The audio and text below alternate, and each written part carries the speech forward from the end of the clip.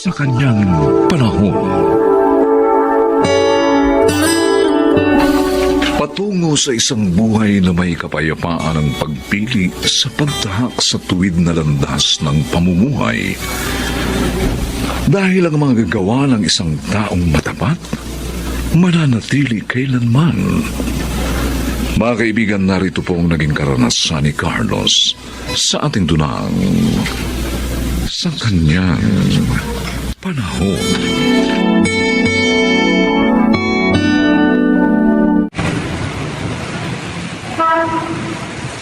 Nay, gutom na po ako. Gusto ko na kumain. Sakit-sakit na ng tiyan ko. Eh, ang sabi kasi ng tatay mo, hintayin natin siya dito. Tapos, saka tayo kakain pagbalik niya. Saan po nagpunta si Itay? Maghahanap daw muna siya na matitirhan natin. Kaya nga hindi tayo po pwedeng umalis dito para kumain. Baka kasi yung oras ng pagbalik niya rito. Hindi niya tayo madatnan. Maghahanap na naman siya kung saan-saan.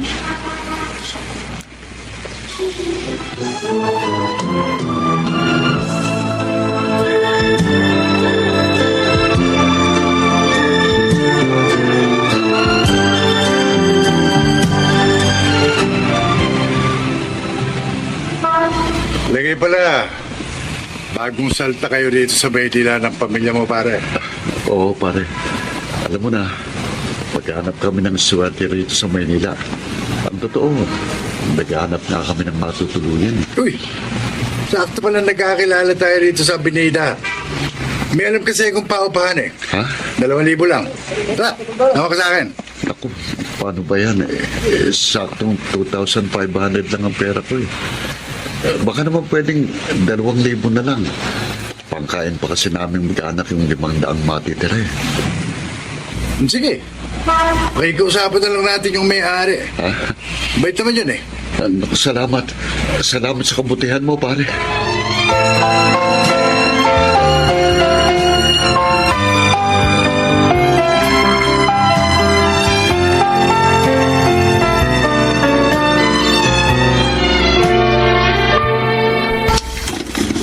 Aba, sino kayo? Anong ginagawa niyo rito sa kwarto ko? Kami ho ang umuupa rito. Paano kayo uupa rito? Ako ang tunay na may-ari ng kwartong to. Kaya kung ayaw niyo, ipabarangay ko kayo. Hala, sige na. Alis! Pero kababayad lang ho ng mister ko sa upa sa isang lalaki. Kausap po niya kanina lang sa Avenida. Wala akong pakialam kung kanino po ang Pilato pa nagbayad yung asawa mo. Ngayon, kung ayaw mo, kalad ka rin kung kayo mag-inapalabas at mamahay ko. Layas! Bilis! Nay, akala ko po dito na tayo titira. Hindi ko rin maintindihan ang nangyayari, anak. Siguro, hintayin na lang natin dumating ang tatay mo sa labas. Napapagod na ako.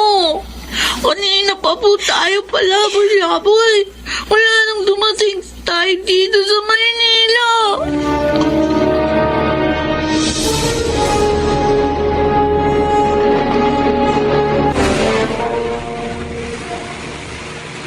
Hoy, sandali.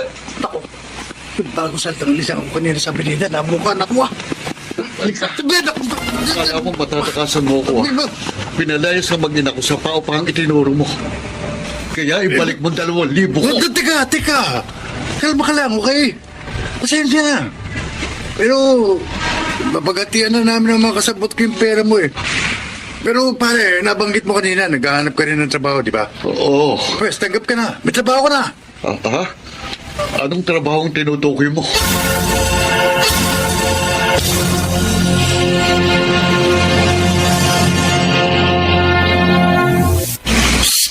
Babaeng may anak. Ikaw? Oo. Yung nagpaalis sa inyo sa binayaran yung kwarto kay Aldo. Hoy, pasensya na ha. Kanya-kanya kami na racket dito eh. Pero dahil nakokonsensya ako sa ginawa ko sa inyong mag-ina. Bibigyan ko kayo ng permanenteng titirhan. Teka, wala kaming pera.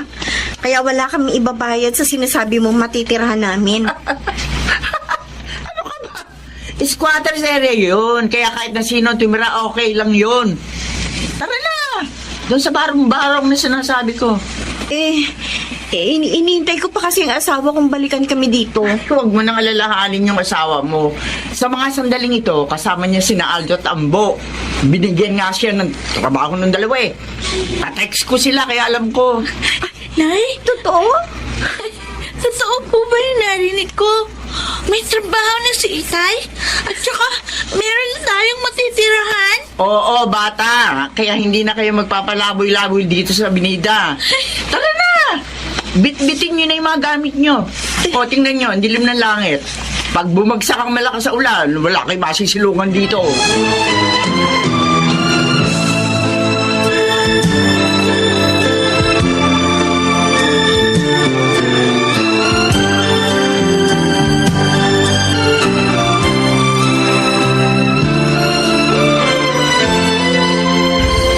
Totoo ba sinabi ni Aldo na marunong ka magmaneho? Oo, dati kasi akong driver ng truck ng gulay na dinideliver namin sa iba't ibang palengke sa mga probinsya. Kaya nahasa akong magmaneho. Ayos. Ano ba? May driver na tayo. Alas na tayo problema. Ha? Teka, kung ipagmamaneho ko kayo, saan ba palaging destinasyon natin? Wala tayong destinasyon. Ha? Basta maneho ka lang ng maneho.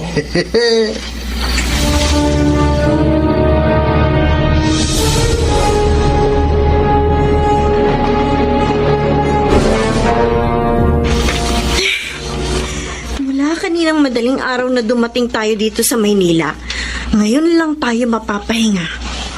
Nawawala na nga ako ng pag-asa kanina eh.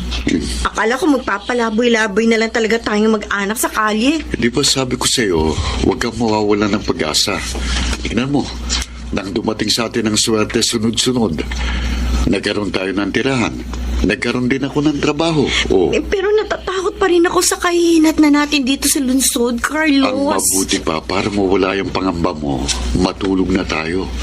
Para makapagpahinga na rin ako. Bukas kasing unang araw ng trabaho kina Aldo at Ambo. Kaya kailangan kong makaipon ng lakas para sa pagmamaneho. Ay, may tao, Carlos. Teka, ako nang titingin ko siya. Sige. Tara, lalakad tayo. Teka, pamadaling araw pa lang ha. Oras pa lang pahinga. Ganitong oras ang trabaho natin, Carlos. Ha? So, kapit mo. Siguruhin mong lagi nakakapit yan sa katawan mo. Teka, ano ito? Baril?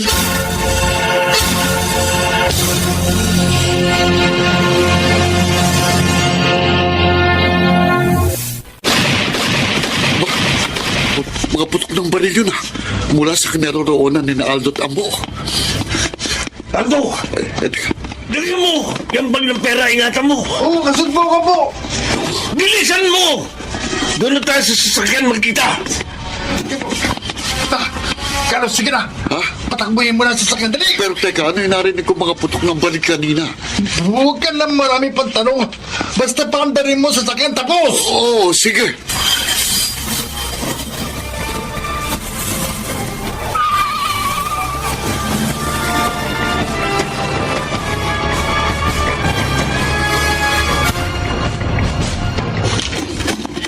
Nay, mabuti dumating kayo.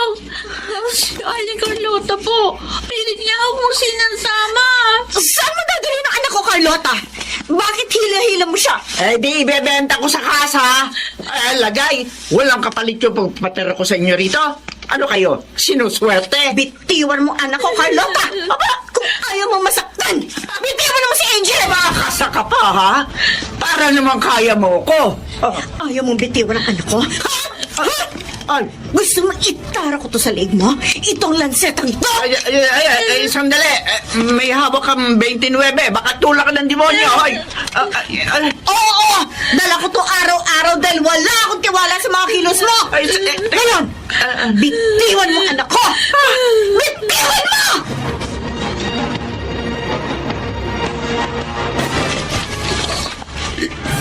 Isang bag ng dolyar ito, Ambo. Aldo. Big time nga kasi yung negosyanteng Koreano na inold dapat pinatay natin kagabi. Sige na, Carlos. Kumuha ka na sa mga dolyar na yan. Yung kayang dakutin ng mga kamay mo. Walang problema.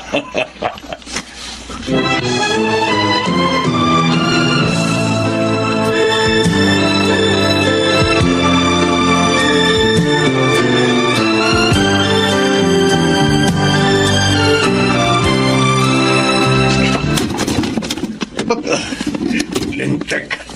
Wala na rito si Carlos at ang mag-ina niya. Abo! Tingnan mo.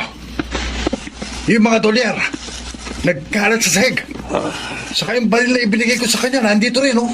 Isa lang ang ibig sabihin nito, Aldo. Iniwan niya ang parte niya, saka yung baril na yan, dahil may plano siyang ikanta tayo sa mga alagad ng batas. Relax ka lang, Ambo.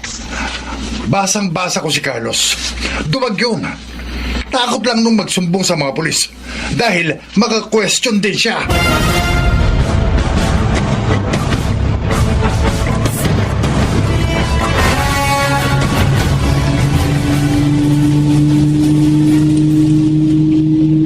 Oo, Belen. Duwag ako. Duwag ako sa masamang gawaing maglalagay sa buhay nating mag-anak sa panganib. Dahil kahit kailan, hindi ko hinangad ang maraming salapi kapalit ng ating dangal. Ituring na lang natin bangungot ang mga dinanas natin sa lungsod, Carlos. Ang mahalaga, pabalik na tayo ngayon sa probinsya. Doon, makakapamuhay ulit tayo ng maayos at payapa. Nay, bakit po uminto yung bus na sinasakyan natin? Oo nga, Carlos. Tignan mo sa labas ng bintana ng bus. Ang daming pulis. Parang may engkwentrong naganap. Diyos ko, yung sasakyan yun ni Aldo at Ambo. At ang mga katawan nakahandusay sa kalsada. Sila yun. Diyos ko, alam kong pinaglinaw niyong isipan ko. Upang makaligtas sa kapahamakang yun. Hindi ko po makakalimutan ang pinairal niyong magandang kalooban sa kanyang panahon.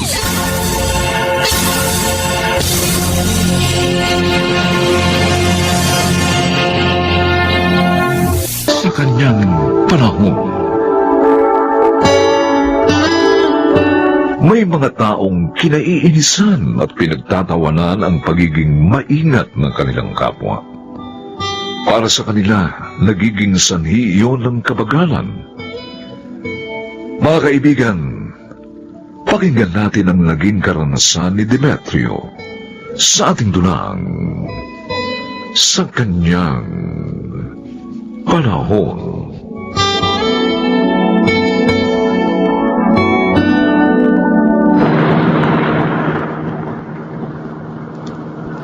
Demetrio! Sobrang bilis mo namang magmaneho, anak. Pag minor ka naman, baka maaksidente tayo. Nay, huwag kayo mag-alala. Hindi tayo madidisgrasya. Ay, kung magmaneho ka naman kasi parang solo mo yung kali eh. Sinay talaga. Hindi lang naman ako mabilis mag-drive ah. Maging yung mga nakakasabay natin kanina dun sa Commonwealth. Eh, pero hindi silang anak ko. Ikaw. Kaya ikaw ang pinaalalahanan ko. Malapit sa disgrasya, tumatakbo ng matulin, anak. Nay, ihahatid ko kayo sa kaibigan nyo. And then papasok ako sa opisina. Kaya natural lang na magmadali ako. Ginto ang oras, Nay. Kaya dapat mabilis tayo. Ay, nako talaga ikaw, pabihira ka. Kung alam ko lang na ganyan na katwiran mo, nag-tricycle na lamang sana ako. Eh, para akong mamamatay sa nervous dyan sa ginagawa mo eh. Oo, sige. O, ayan o. Nagminor na ako. Kumalma na kayo.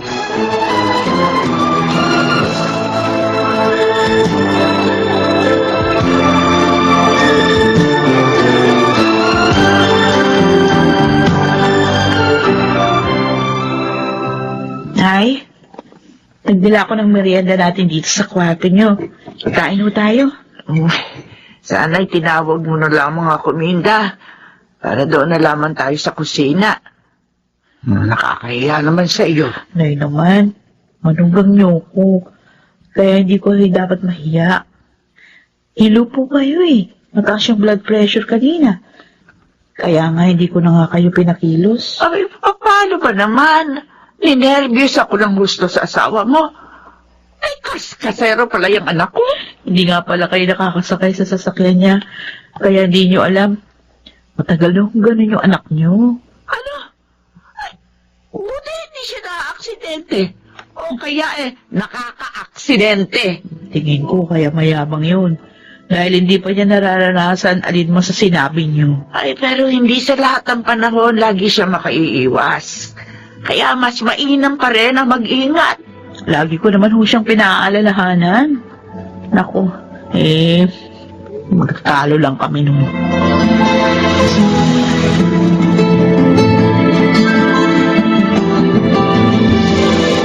Junior, Remy, papasok na ba kayo sa university? Opo, tay. Maaga pa. Mabuti na po yung maaga kami, Tay.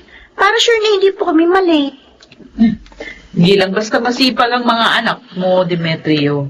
Maagap din sila. Kung sa bagay, okay yan. Hindi nyo sinasayang ang paghihirap namin ng nanay nyo. Isa pa, sabi nga, time is gold. Kaya hindi dapat magsayang ng panahon. Kaya nga maski sa pagbabiyahe, ayoko nang mabagal. Aksayado sa oras yun. Iba naman ang ginagawa mo. Kaskasero ka talaga.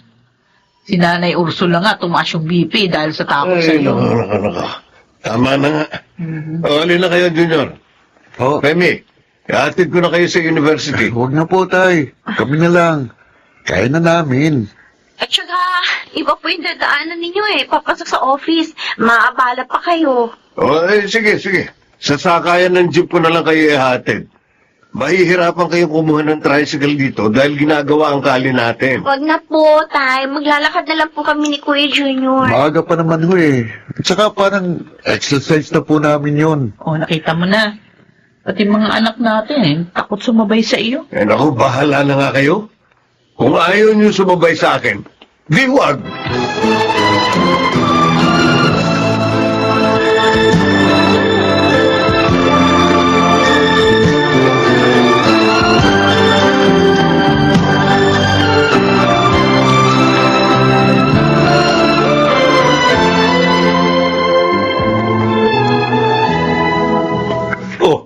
Ba't ngayon ka lang, Gaspar?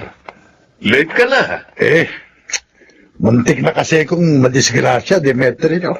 Ano? Sa bagal mo? Huh? Sa ingat mong magmaneho? Muntik ka pa madisgrasya? May nag-overtake kasi sa akin. Kinabahan ako Muntik na ako. Ay, huminto muna ako at nagpalipas ng ilang minuto. Ang dapat kasi pare, paminsan-minsan rumatsada ka rin. Oo. Para hindi ka laging inuunahan at napag-iiwanan.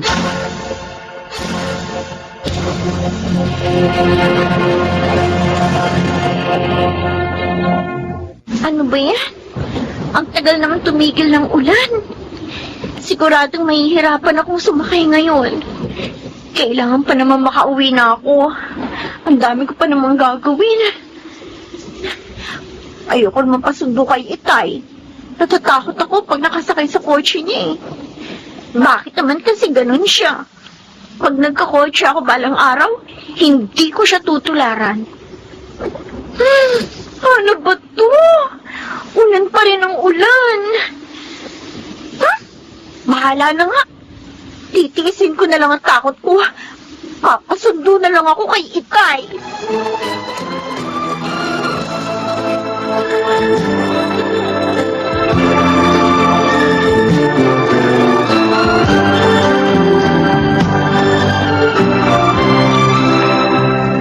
Minda, O, may sakit ba sina Demetrio at Femi?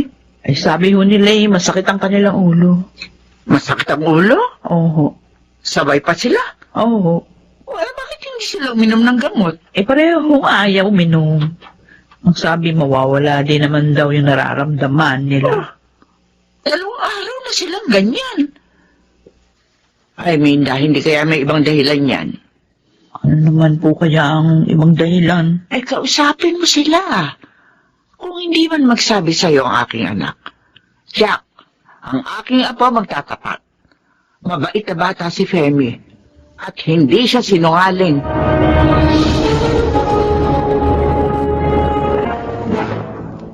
Remy, pwede ba tayong mag-usap? Ano yan, Tay? Sabi mo sa akin, ipinagtapat mo ba sa kanila ang nangyari nung isang araw? Sabi niyo huwag sabihin. Kaya nananahimik ako. Mabuti. Kalimutan mo na yan, anak. Kalimutan, Tay? Ganyan na ba talaga kayo? Wala naman nakaalam. Walang nakakita. Pero nakita ko yun, Tay! At hindi pa ako matahimik dahil doon. Para lagi ko nakikita ang nakakaawa. Tama na. Basta itikom mo ang bibig mo kung ayaw mong masaktan kita.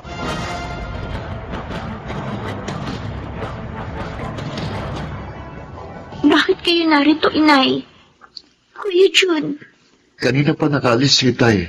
Kaya ngayon, pwede ka na namin kausapin ni Inay. ha? Tungkol saan?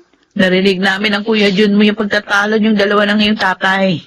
Ano ba nangyari, Femi? Na ayaw ni Itay na sabihin mo sa amin. Gusto pa niyang kalimutan mo yon? Bakit ba? Nay, Kuya Jun, Oh, Bakit umiiyak ka? Sabihin mo, ano yun? si Inay po, Oh, nakasagasa ng bata. Nung gabi sinundo po niya ako. ano nangyari sa bata? saan niyo siya dinala?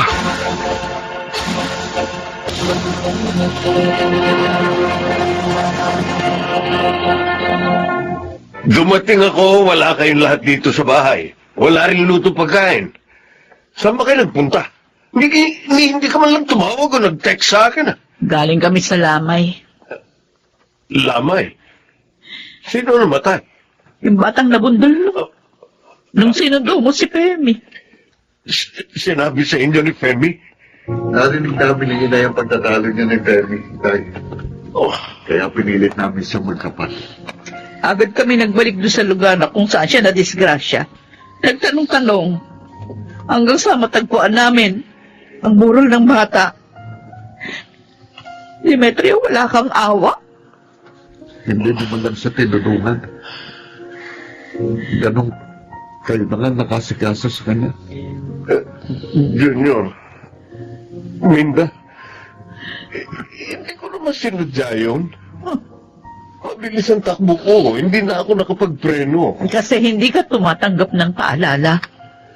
Para sa iyo, ikaw ang laging tama. Kung tinulungan yung dalagitang yun, maaaring hindi siya naubusan ng dugo. Nabuhay pa sana siya. Patawarin niyo ako. Hindi ko rin gusto nangyari. Napapatawad ka lang namin. Kung haharapin mo ang kasalanan mo. Minda. Mahirap lang ang pamilya ni na Jane.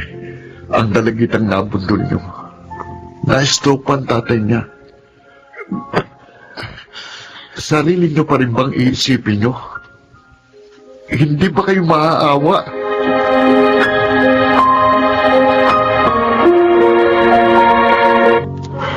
Demetrio, anak. O ano, kumusta ka na dito? Maayos naman po ang trato sa akin dito. Ay, nakausap na ba ni Minda ang pamilya ni Jane? Yung dalagitang nabundol ko. Inuntahan na ng iyong mag-ina. Pero sabi niya, hindi siya nakatitiyak na papayag ang mga magulang ng bata sa areglong gusto mo. Nagsisisi po ako sa ginawa ko, Inay.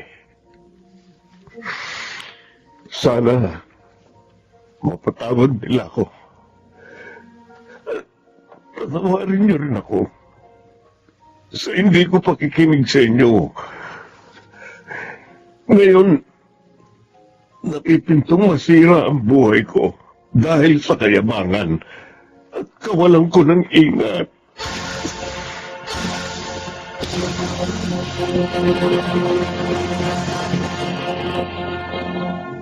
sa kanyang panahon.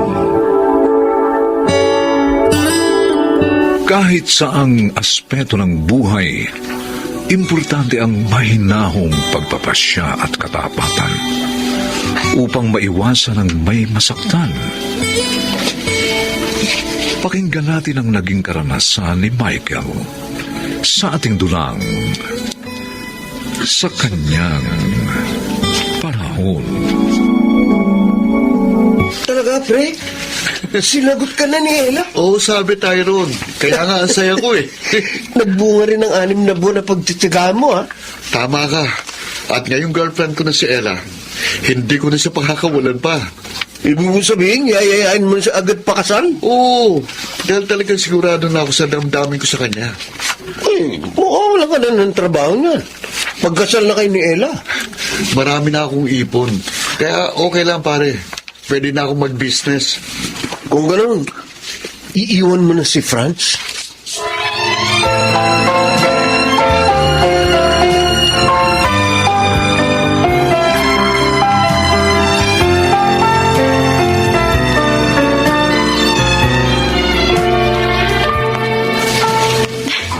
Binigla mo naman ako, Michael.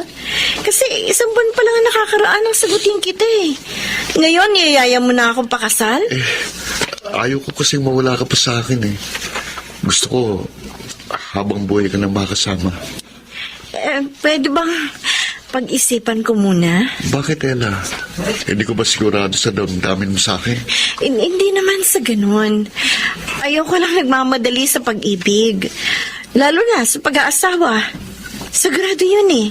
At panghabang buhay. Pero, Ella... Sige na, Michael, please.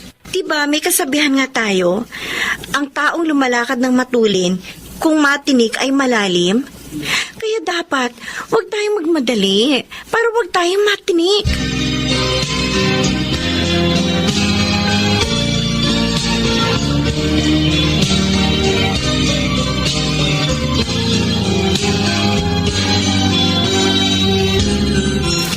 O anak, alika nang kumain. Handa na hapunan. Bay, paborito mo yung niluto ko, sinigang na hipon. Sige po, Nay. Mamayang konti na lang.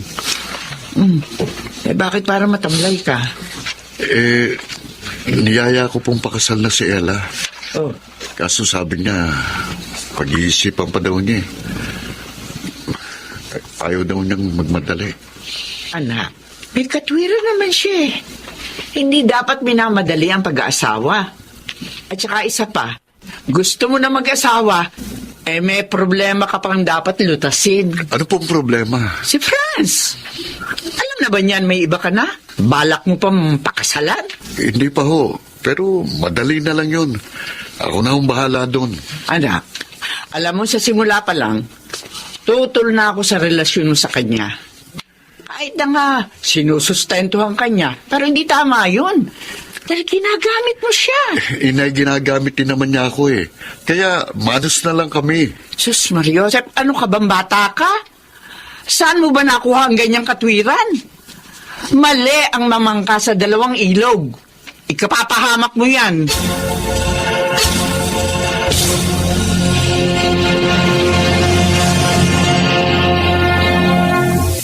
Hindi, Michael. Sabihin mo nagbibiro ka lang. Sorry, Franz, pero totoo narinig mo eh.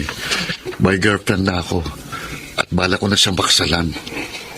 Huwag mo naman gawin sa akin ito, Michael. Mahal na mahal kita. Sinikap ko rin namang mahalin ka. Kaya nga, babae pa rin ang natutuhan kong mahalin. Patawarin mo sana ako, Franz. At sana, kalimutan mo na lang ako. Hindi ko kaya mawala ka. Mamamatay ako. Huwag naman. Malulungkot ako kapag nangyari yun. Siyempre, may pinagsamahan na rin tayo. Kung ganun, huwag mo akong iiwan, please.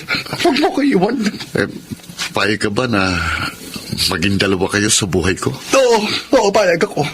Huwag ka nang mawala sa akin. I love you so much, Michael. I love you. Oo, sige na. Kung ganun, magkasundo tayo. Ililihim natin kay Ella ang relasyon natin. Okay ba sa'yo?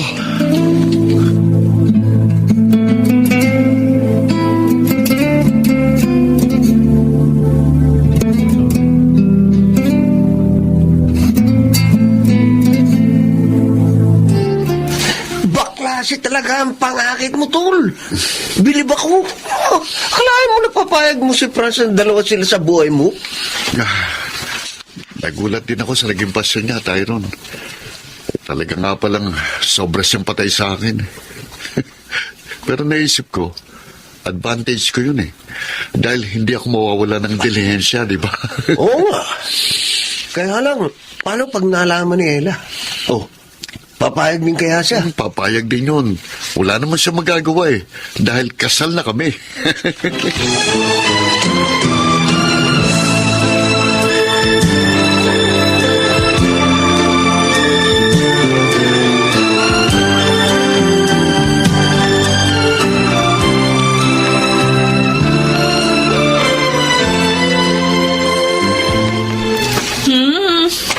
Mukhang ang saya mo ngayon, Ella. Bakit? Anong meron? Nagpunta sa amin kagabi si Michael. At pumayag na ako makasal kami. Kaya ikaw, mag-ready ka. Dahil kasama ka sa abay namin. Ha? Oh, bakit parang hindi ka masaya para sa akin, Rhoda? May natuklasan ako tungkol kay Michael, ano? Natuklasan? Oo. Ano yun? May iba siyang karelasyon. Hindi, baka nagkakamali ka lang, Rhoda. Kitang-kita ko yung paglalambingan nila doon pa mismo sa bakuran ng karelasyon niya.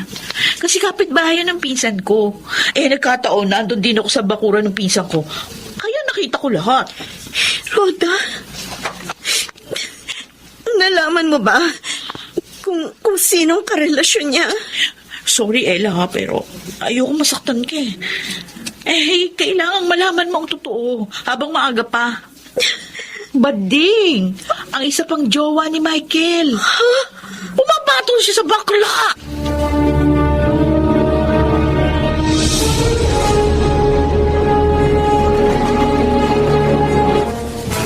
Oh, Ella, bakit hindi ka pa nakaayos? Nakalimutan mo ba?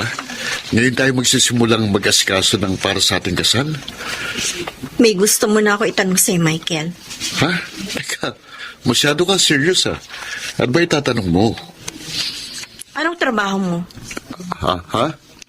Mula kasi noon, hindi mo nabanggit sa akin ang tungkol sa trabaho mo. Importante pa ba yun? Oo, dahil magiging mag-asawa tayo. At hindi tama na may lihiman tayo. Anong trabaho mo? Kuwan, sa isang opisina. Mataas ang designation ko doon kaya magandang buhay namin. Anong company? At anong designation mo doon? Ha? Kuwan, Hindi ka makasagot? Kasi ang totoo, wala kang trabaho. At ang perang ginagamit mo sa luho mo ay galing sa bading na karelasyon mo. Di ba? Ella, Alam ko na ang lahat, Michael. Isang bading ang sumusuporta sa'yo. Bakit, Michael? Bakit mo ako niloko?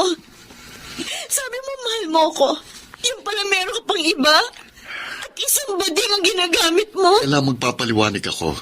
Sinabi ko na kay Franz ang tungkol sa atin na ikaw ang talagang mahal ko at pakakasalan kita. Pero hindi siya pumayag na iwan ko siya. Sabi niya, payag siyang maging dalawa kayo sa buhay ko. Ayaw mo nun? Ano? Hibang na bakla! Kahit hindi tunay na pag-ibig, pumapayag siya. Naisip ko, mabuti na rin yun eh. Ella, mayaman si Franz. Malaking maitutulong niya para mabuhay tayo ng maginhawa. At bakit mo ako sinampal? Nagtatanong ka pa? Ang sama mo, manggagamit. Saan alam mo papayag ako sa ganong arrangement? Nagkakamali ka. Kung sa inyong dalawa okay yon, pues, maghanap na lang kayo ng sasama sa maraming buhay na gusto ninyo!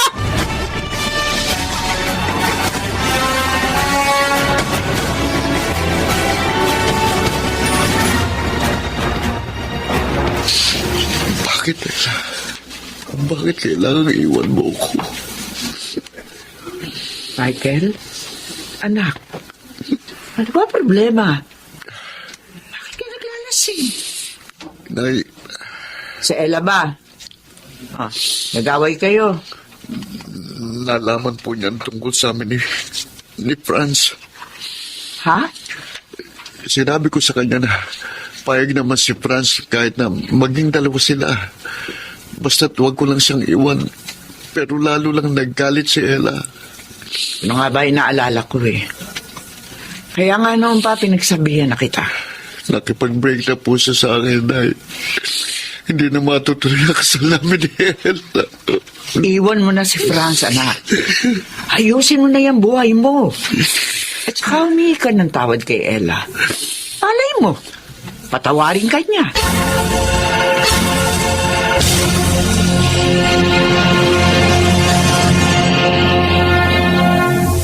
Pero bakit iiwan mo ko, Michael? Hindi ko naman kasalanan kung iniwan ka ni Ella. Franz, gusto ko lang magbagong buhay. Kaya tapusin na natin ang maling relasyong ito. Mahal na mahal kita. Kaya nga pumayag ako kahit maging dalawa kami sa buhay mo. Si Ella ang mahal ko. Sana matanggap mo na yon. Oh. Gusto ko magbago para mapatawad niya ako.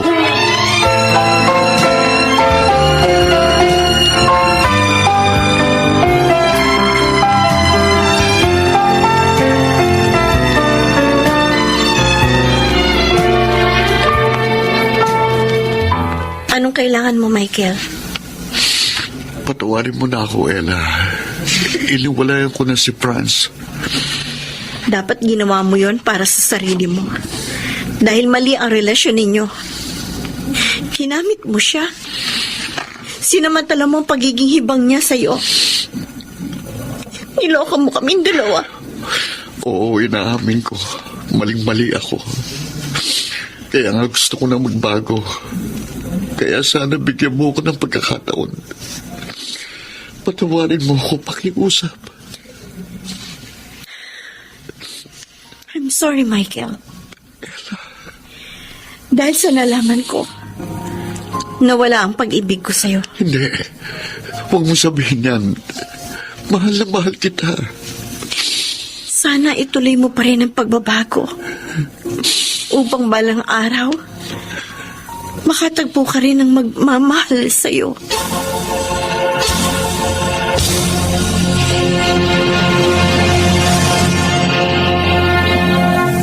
Sa kanyang panahon, ang tukso ay sadyang nasa paligid lamang ng tao. Kaya naman dapat na alam niya ang pag-iwas dito. Mga kaibigan, narito po ang naging karanasan ni Almina sa ating dulang sa kanyang panahon.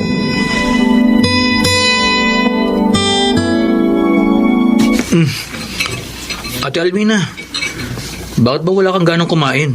Masarap naman itong luto ni Lola Tinay ah. Siya nga naman, Almina, apo. Palagay ko may problema itong apo natin, Tinay. Kanina ko pa napapansin na matamlay siya buhat pa nang dumating dito eh. Tama ba yung lolo Gimumo? May problema ka nga ba? Opo, Lola. Sabi ko na. Pinaalis na po ako sa pinapasukan kong tindahan. Ha? Bakit ate? May nagawa ka bang hindi nila nagustuhan? Sabi po ng amo kong babae, makupa daw po akong kumilos. Pero alam ko hindi naman po yun ang dahilan eh. Anong dahilan, apo?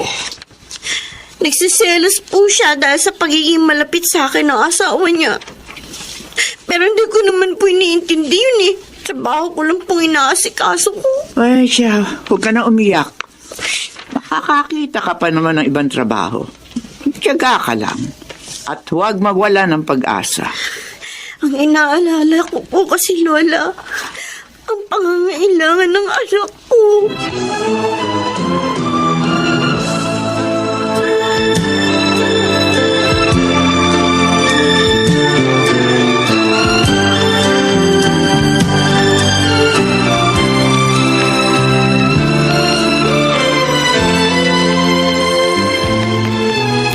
Totoo palang sinabi sa akin ni Lola Tinay. Nagmumukmuka dito sa kwarto niyo ng anak mo. Nalulungkot lang ako, Lani. Huh? 1 week na ako walang trabaho. Ayoko maging pabigat pa kami ng baby ko kina Lola at Lolo. Sagot na nga nila si Don eh. Pati ba naman kami ng anak ko? Bakit naman kasi? Maaga kami iniwan ni Naldo. Wala ka nang magagawa doon. Isang taon lang patay ang asawa mo. Kaya dapat move on ka na. Sinisikap ko naman eh. Pero nahihirapan ako. Lalo na nawalan pa ako ng trabaho. Kahit hindi ko naman kasalanan. Best friend, matutulungan kita sa parting yan. Nangangailangan ng kahera yung grocery na malapit sa amin. Kung gusto mo, sumama ka sa akin bukas para makita ka ni Mr. Alex Ching.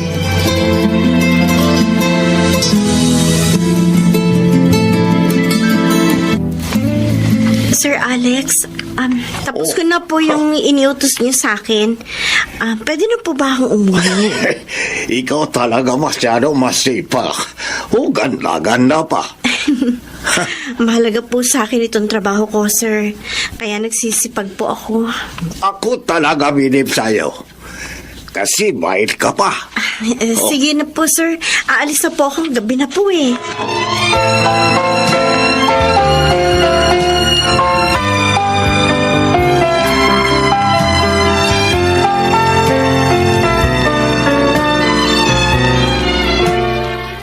Ano? Madalis kang hawakan sa kamay at akbayan? Oo, Lani. Naiilang nga ako eh. Kasi tinutokso ko ng dalawa kong kasama sa grocery. Sabi nila, may gusto ro sa akin si Sir Alex. Ay nako, mag-ingat ka sa inchik na yun, Almina ha. Babaero yun. Siguro yun yung dahilan. Kaya madalas silang magpalit ng kahera. Ano ba naman kasi to? Doon sa dati kong pinapasukan, babaero naging amo ko. Kaya pinagselosan ako ng asawa niya. Dito naman, babaero pa rin ang amo ko. Yun nga lang, hindi nagpupunta dyan yung asawa ni Mr. Ching. Naiisip ko lang, bakit kaya ganito? Wala na ba ako mapagtatrabahuhan na matatahimik naman ako? Alam mo kung minsan yan ang hirap sa maganda. Lapitin kahit may asawa na. Bibiro ka pa dyan. Uy, kasi naman masyado ka seryoso. Wala namang trabaho, walang problema. Kaya ikaw, mag-ingat ka na lang.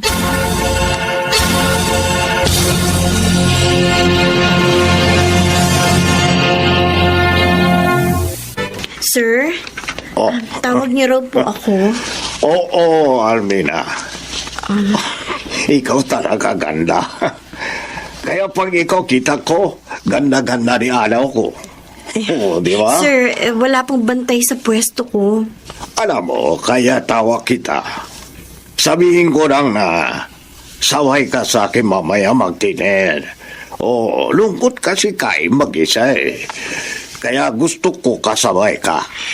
Pasensya na po sir, pero hihintayin po ako sa bahay namin eh. Uy, ikaw naman oh.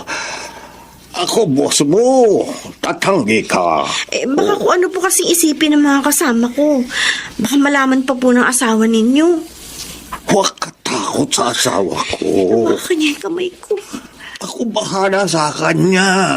Mr. Ching, ang kamay ko po, pakibitiwan lang po. Almina, ikaw gusto ko. Ho? Kung papaya ka, tayo dalawa. Kahit hindi ka na trabaho dito, ako bahala sa'yo.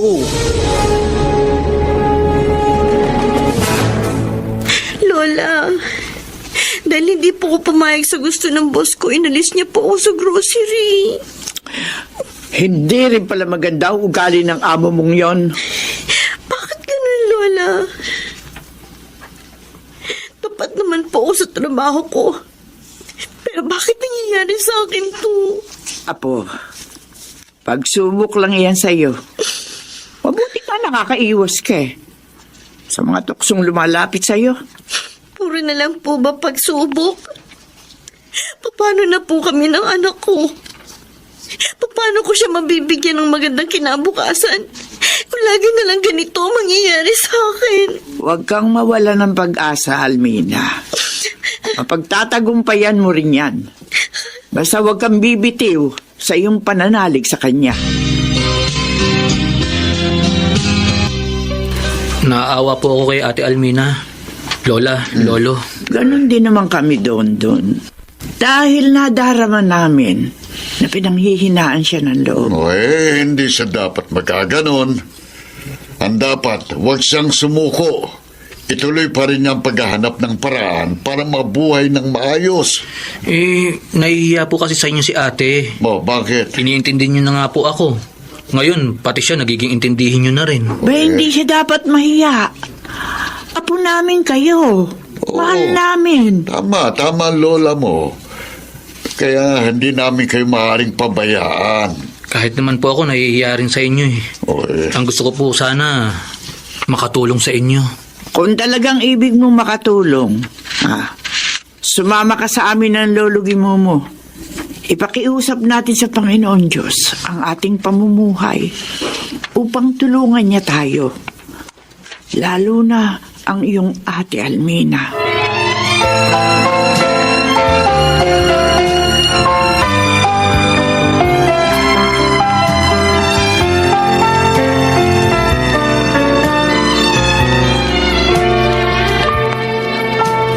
Ate Almina, bakit ka namili ng saging at kamote? Magluluto ako ng banana Q at kamote Q. Gagawa rin ako ng turon. Tapos, ititinda ko sa labas mamaya. Para kahit paano kumita ako. Naiinip na ako dito sa bahay. Okay yan ate. Dapat magtinda ka rin ng palamig para may maiinom yung mga bibili sa'yo. Oo nga, no? Gagawin ko nga yan. Para pati inumin. Sa akin na rin sila bibili.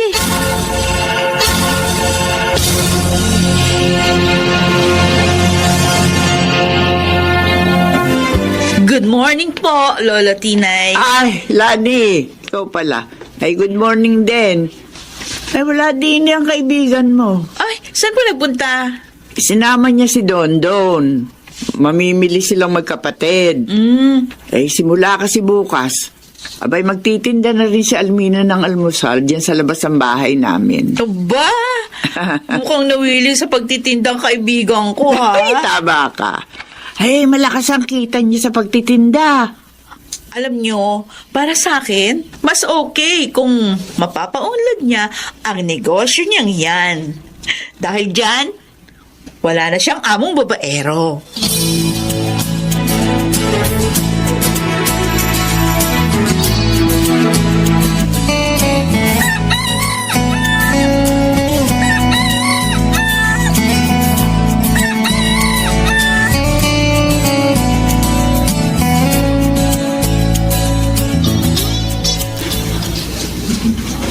Apo, maaga yata kayong nagsara ng karinderya.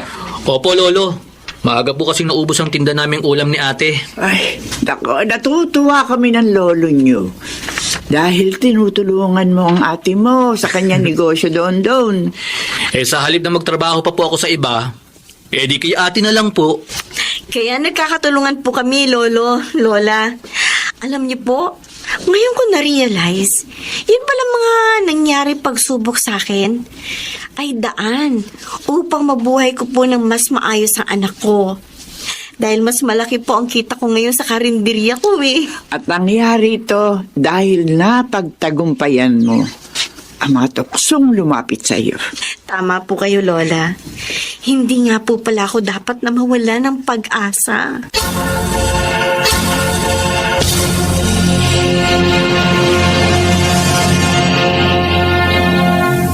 Sa kanyang panahon, may mga taong labis ang kasamaan. Pinakitaan mo na ng kabutihan, nagawa ka pang saktan. Mga kaibigan, narito ang naging karanasan ni Elsa sa ating dunang. Sa kanyang panahon.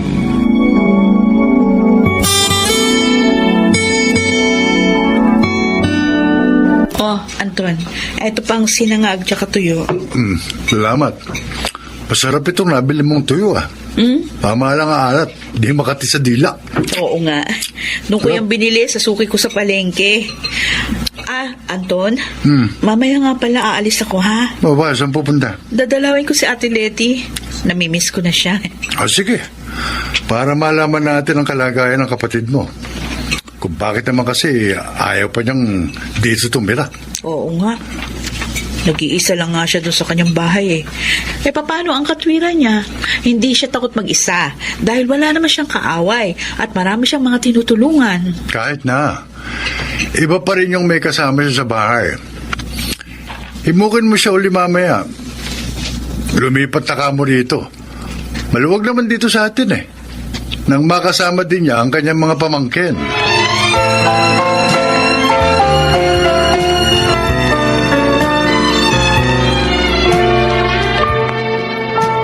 Narito pala kayo, Magno.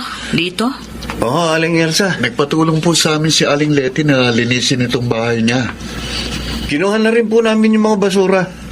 Mabuti wala kayong trabaho ngayon. Mamaya pa ho ako papasada ng pedicab. Ako naman, kahit anong oras pwedeng mga lakal eh. Siyempre, uunahin muna namin si Alin Leti. Mabait siya eh. At laging tumutulong sa amin. Ay, eto yung bayad ko sa inyo, Magno. Dito. Salamat po, Aling Leti. Salamat to. Wala nga naman. Oh, Lito. Ba't sila? May bisita na si Alin Leti. Tutuloy na po kami. Oh, sige. Salamat sa inyo, ha? Oo. Ate, bakit ang laki naman ang binigay mong pera doon? Ayos lang yun, Elsa. Kontento naman ako sa trabaho nila eh. At saka isa pa, tulong ko na yun sa kanila. Parehong ulilan lubos na ang dalawang yun. Ganun ba? Oo. Si Lito, siya yung nagtataguyod sa dalawa niyang kapatid. Kaya bukod sa pangangalakal, nagpapasada pa siya ng pedicab. Si Magno naman, wala naman pamilya. O yung si Lito, mukhang mabait yun. Pero yung Magno, ewan ko. Hindi ko gusto. Pakiramdam ko, hindi yung gagawa ng mabuti. Ikaw naman. Kaya ate ha, mag-iingat ka doon. O kaya, lumipat ka na lang nga sa amin. Malaki naman yung bahay. Hindi ka makakasikip doon. Tsaka hindi ka Kontento masisip. na ako dito sa bahay ko. Kaya hayaan mo na lamang ako. Ate, nag-aalala talaga ako sa'yo eh. Patatawag na lamang kita kay Lito. Pag kailangan ko, tulong mo.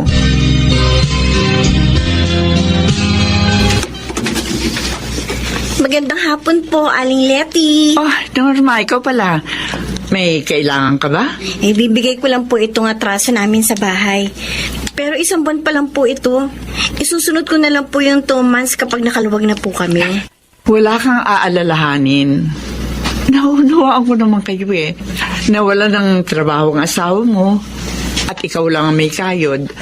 Tapos, nagkasakit pa yung anak nyo. Kaya natural lang na mahihirapan talaga kayo. Salamat po sa pangunawa, Aling Leti. Mabuti na lang kayo ang naging kasera namin.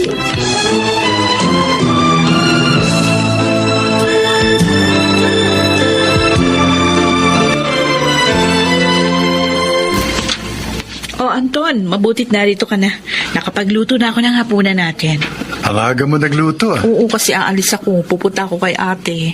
Dadalawin mo ulit si Ate Leti. Oo. Kasi hindi ako mapakali. Pero kapon na. At parang uulam pa. Sadali lang ako. Gusto ko lang malaman yung kalagayan ni ate. Kasi kinakabahan ako dun sa isang tinutulungan niya. Sino sa mga ikinibento mo sa akin? Yung Lito o yung Magno? Yung Magno. Ewan ko ba? Pero hindi ko gusto yung tingin niya doon sa bahay ni ate. Parang hindi gagawa ng mabuti. Nabanggit mo ba yan kay ate? Oo. At pinag-iingat ko rin siya. Ang mabuti pa, parang hindi ka labis na nag-aalala. Isama natin ang ate mo sa ating gabi-gabing panalangin upang ingatan at iligtas yan ng Diyos. Iyon ang pinakamainam na magagawa natin para sa Kanya.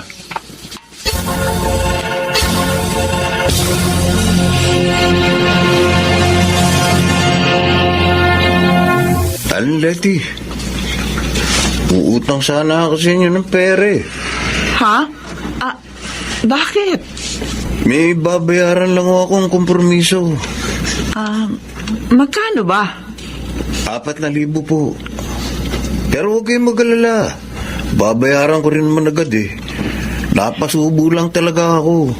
Magno, huwag ka sana magagalit Dapat, para hindi ka nakakompromiso, iwan mo na ang sugal at alak. Hindi naman po ako nagsusugal at naglalasing. Huwag ka na magsinungaling. Ilang beses na rin kitang nakita naglalasing at nagsusugal. Ho? Iwan mo na ang mga bisyong yun. Walang buting idudulot sa iyo ang alak at sugal.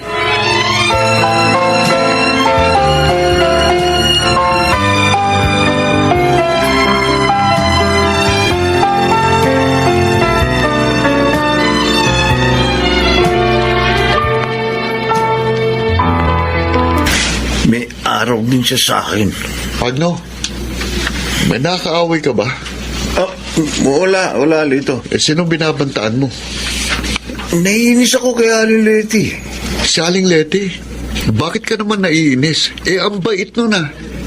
Nangungutang lang ako. Ang dami ng sinabi. Kasi huwag na raw ako magsugal at maglasing. Para daw hindi ako makompromiso. Tama naman siya. Anong sabi mo? Sabi ko, baka naman nagmamalasakit lang siya sa'yo. Hindi ko kailangan ng malasakit niya. Pakilamera siya. Dapat sa kanya, pinaparusahan. Magno, Para mabawasan ng kadaldalan.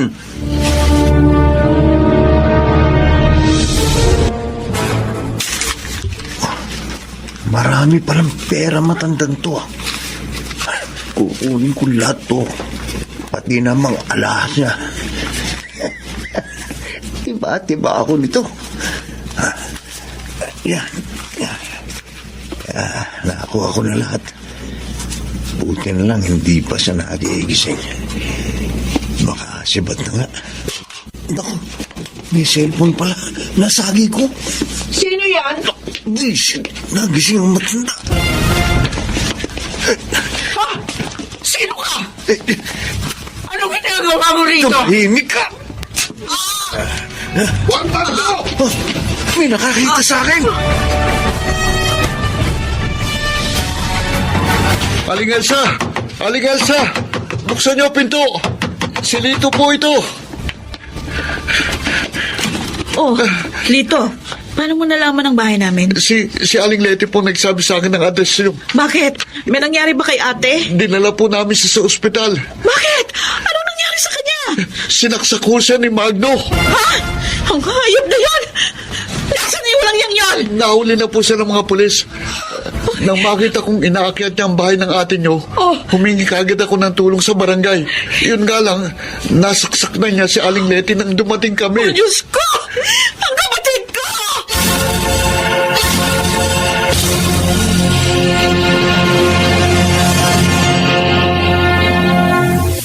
Walang iya ka! Napakasama mo!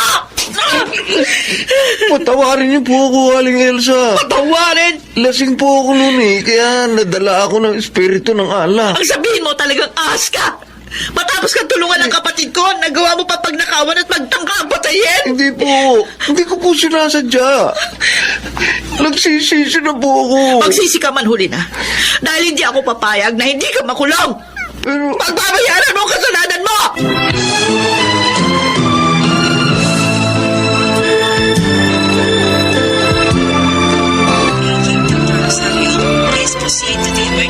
Ate, ngayong maayos ka na at nagpapagaling, hindi na kami papayag na bumalik ka pa sa bahay mo. Siya nga naman, Ate Leti. Iuwi ka namin sa bahay namin. Doon ka natitira. Salamat sa inyo, Elsa.